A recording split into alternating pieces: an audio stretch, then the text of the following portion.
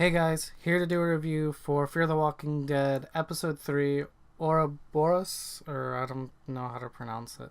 Um, so, this is probably going to be a short one because I really don't have that much to say. Um, this was, I think, the epitome of a filler episode. Like, close to nothing happened. And the things that did happen, some of them were things that we as the viewers already know. Um, in last week's episode, We All Fall Down, something I talked about was how I thought that they should have, story-wise, they should have allowed the little boy to stay with them, and how that would have created, a lot of tension, and something that I would be very interested in seeing, because I mean, you could even, having kids involved and stuff is something that even plays really well in the parent show The Walking Dead. And so I think that that's one thing that's kind of missing for me on this show, is there's not even one like young kid on the show. It's all adults and like older teenagers, or young adults. And I really miss that aspect of this kind of show. So I'm not even going to talk about like the first 40 minutes of this show, because for me nothing really happens that's anything important. But it gets to the part where they're possibly going to save this chick and this guy that we see at the very beginning of the episode. And obviously by the end of the episode, ultimately Strand becomes a dick again, and he cuts the rope and lets them free. And so but one of my fears was that they were actually going to let these people on the boat, and that it was actually going to be a thing. And that would have bothered me, considering what they did in the last episode.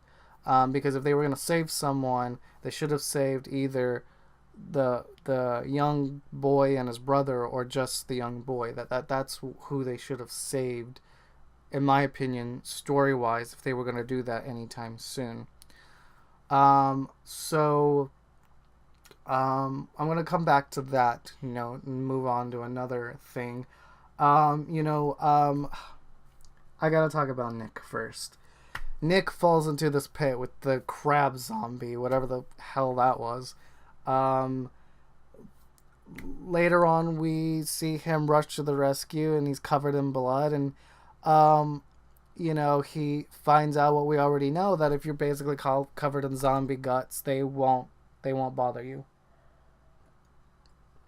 So, I actually, while there was information I already knew, I liked the way they played that out. That was probably my favorite moment in the whole episode, was, him going up to the zombie and kind of like gnarling at it and stuff. I thought that was a really interesting take on that. I really liked that part. That was probably the only part of the episode that I did like.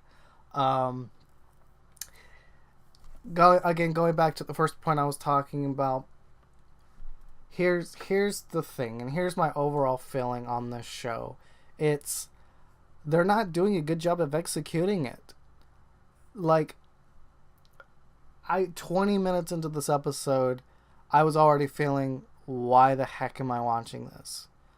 I could be doing so much better things than wasting my time than watching this. And as a side note in this review, which it has nothing to do with Fear the Walking Dead, but Fear the Walking Dead came on at the same time as the Game of Thrones premiere last night.